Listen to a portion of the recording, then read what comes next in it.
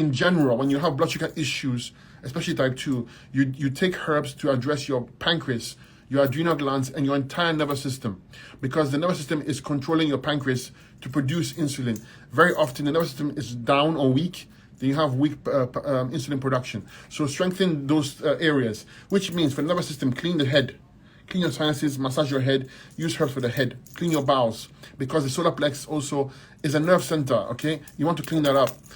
Clean your adrenal glands, use herbs for your adrenal glands, because they produce neurotransmitters that give command to the pancreas to produce insulin. Fix that up.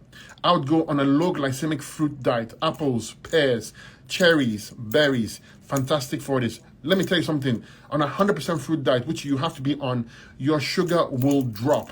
And it will drop quickly. First, you see a surge in sugar, okay? Because the body is cleaning itself out of the proteins and fats. But once that's done, your sugar level is going to drop and stabilize. And so you have to adjust your meds accordingly. So pay attention, be aware of that, because people think that when you're on fruits, you have high sugar. It's not true. When you go on 100% fruit diet, not fruit end, 100% fruit diet, your blood sugar will drop. And you heal the glands and you get better.